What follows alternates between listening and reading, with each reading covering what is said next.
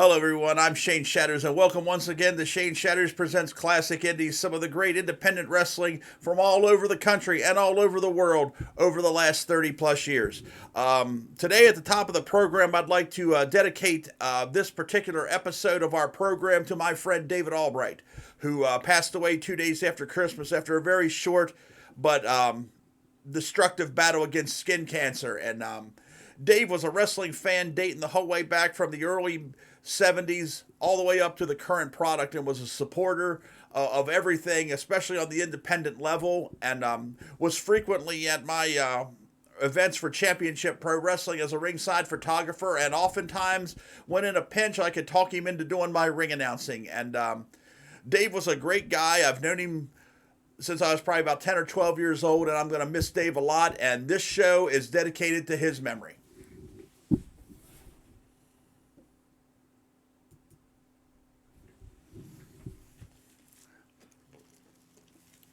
All right, fans, thanks for sticking with us here. And we got a lot of great feedback here over our episode from last week featuring Lou Thesz's UWA and some of the exciting action that brought. And we're going to be dipping into that collection more frequently as time goes on, including today, where I'm going to get an opportunity to call a wrestling match of one of the all-time great character heels or characters in the history of wrestling, a man you may or may not have heard of, but as somebody who literally lived up to his nickname. Ladies and gentlemen, we're going to go to the footage here now. Frosty Rob's going to click it over. We're going to take a look today on the Classic Indies at Wild Bull Curry.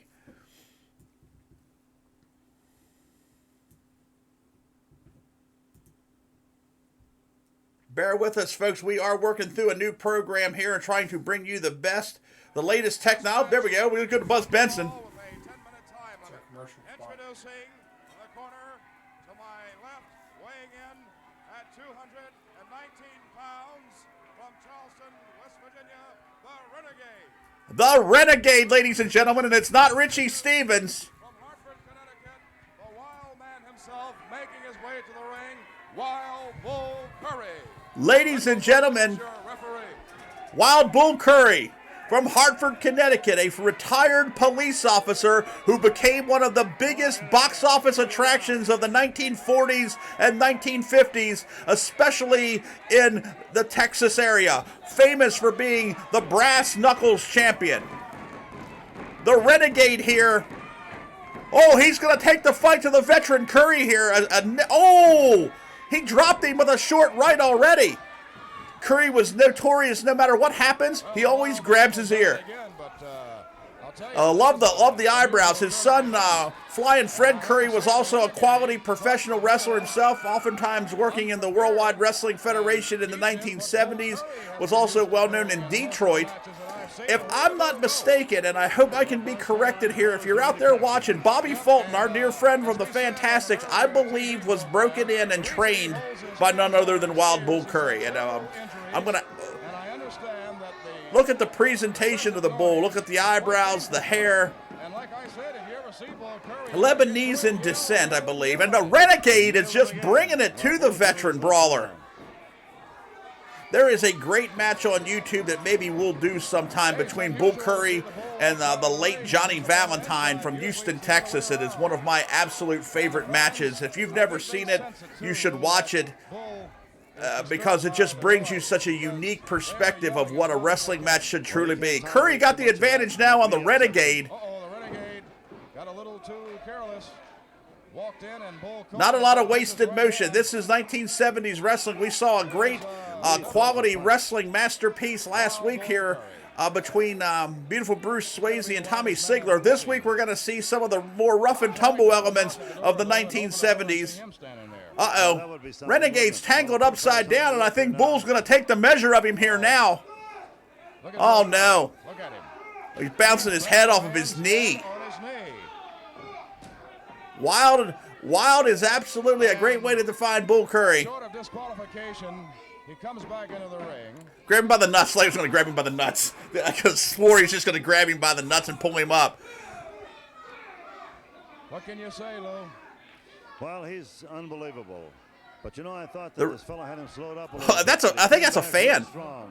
He's got him tangled up in those ropes. Just trying to help the Renegade here.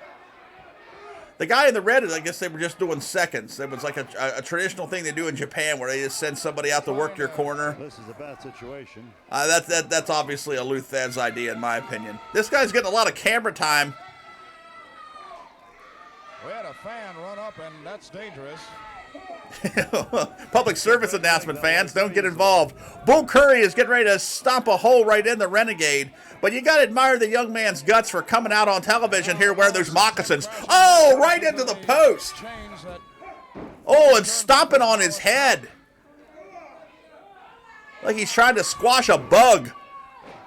Referee doesn't have a lot of control here. I don't know that this particular clip's long, so let's I think after this match, let's just go ahead and keep rolling and catch into the next match here with some UWA action. Big right hand from Curry knocks the Renegade head over tea kettle to the floor. Ladies and gentlemen, exciting professional wrestling action hits Berkeley Springs at the Rankin Physical Fitness Gym on Saturday, February 5th.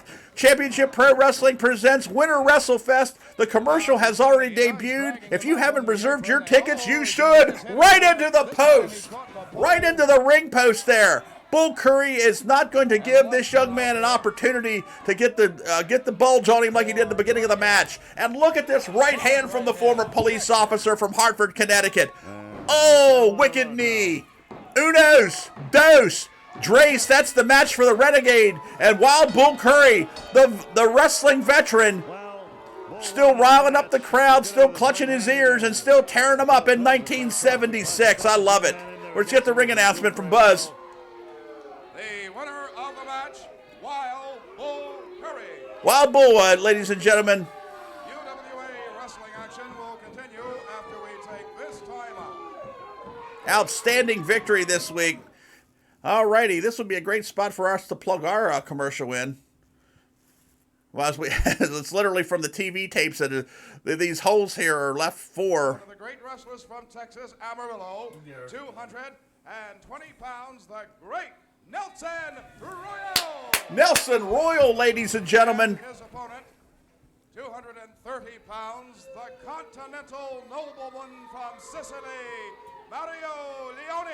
Mario Leone, also known in certain parts of the country as Joe Turco, the continental nobleman, a well-traveled veteran taking on former NWA World's Junior Heavyweight Wrestling Champion Nelson Royal here in UWA action. And Leone is in there with a very swift wrestler. Turco is one of my all-time favorite preliminary guys from the 1970s. He just had the great mustache, the great look.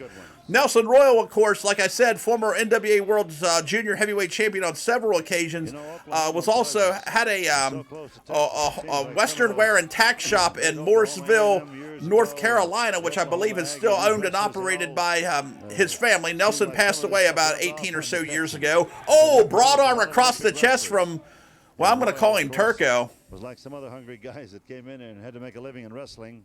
And collar elbow tie-up. You hear Lou Thesz in the background calling the action as well. Well, I'll tell you, I asked Nelson one time, one of the toughest battle, he said a fellow Texan, one of the Funk Boys, he said he loved to wrestle him. But, I believe that Nelson Royal was the trainer for our dear friend, my dear friend, Rob Kellum, also known as the Stro, was also known as the Maestro, Robbie Eagle, a top-notch professional, one of the best guys I've ever been in the ring with. Rob, I hope you're watching, and if you're watching, please subscribe to the channel.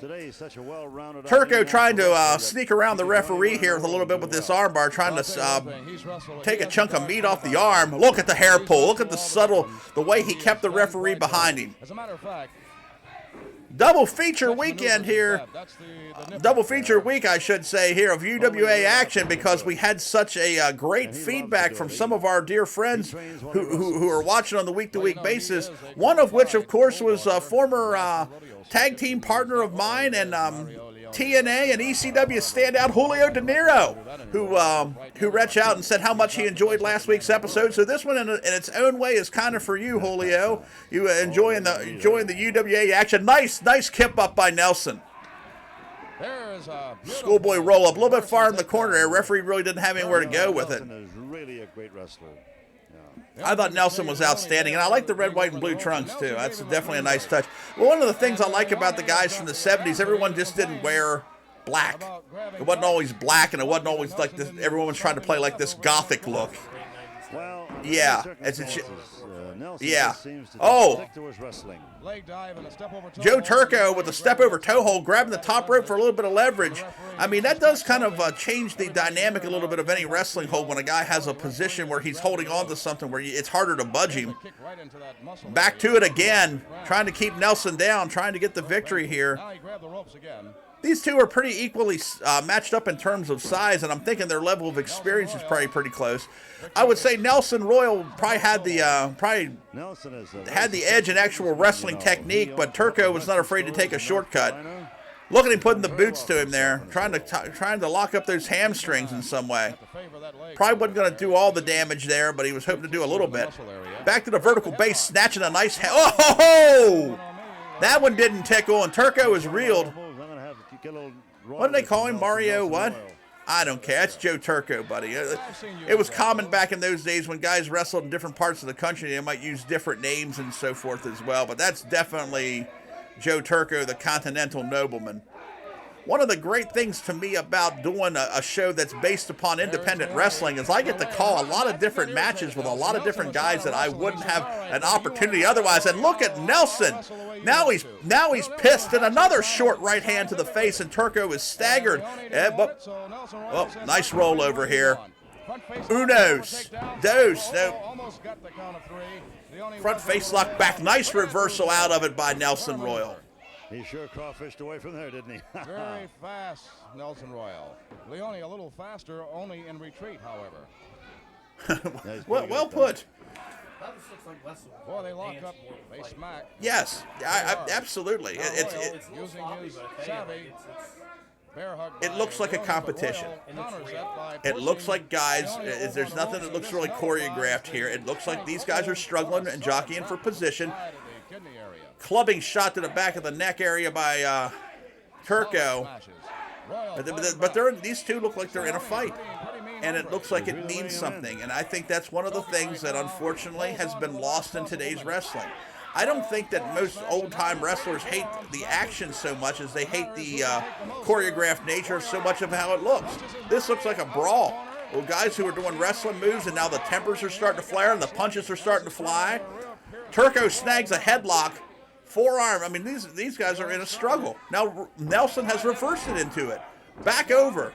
Royal rolls him over and will try for a possible pin here. Royal had the balance to wind up on top. I don't know what the ref's doing here. You always go to the closest side where you can get a vantage point. Now rolls him over again. Never from the rear, though. Never from the rear. Universal Wrestling, when it comes to you never count down at a guy's feet. You count at his head and his shoulders. Turco / Leone with a front face lock here. Look at the bottoms of the boots. Tell me they're not worn in. Nelson does his sit-out very well with that front headlock on him. He's able to come up with a hammerlock. He's real good at that. Yes, potentially. I know where you're coming from on that. I'm very flat-footed. He's trying to get that forearm. I think that's what the referee's trying to verify. That forearm's not up under the carotid artery here, providing a choke on Nelson. Chokeholds were not legal in 1970s wrestling. Actually, it was not anything. Chokes and taps were never allowed in pro wrestling until like the late 90s. Shoots him off. Oh! Is he going to win the match? Nelson Royal just pinned Joe Turco on Luthez' TV show with the Luthez press. Nelson really does this so well. That move, the Luthez press, done on television while Luthez announced it. How about that? Big victory this week. Double feature. I hope you enjoyed it this week as we got 2 more matches in from the UWA from the 1970s. All right, are we ready, ladies and gentlemen? Drum roll, please. We're going to play the commercial for Winter WrestleFest coming up here on February 5th. Are we ready? Yeah, we're ready. We're ready. 5, 4, 3, 2, 1. Championship Pro Wrestling returns to Berkeley Springs, West Virginia on Saturday, February 5th with Winter WrestleFest at 2 p.m. at the Rankin Physical Fitness Gym, 23 Fitness Lane, Berkeley Springs, West Virginia. In the main event for the United States Heavyweight Championship, the Resolution. Reggie Collins comes and faces champion Bill Bain, a 15-man over-the-top rope battle royal, tag team action, and much more. Tickets are only $15 and can be bought at the Rankin Physical Fitness office. Once again, Winter WrestleFest, February 5th in Berkeley Springs, 2 p.m. Be there!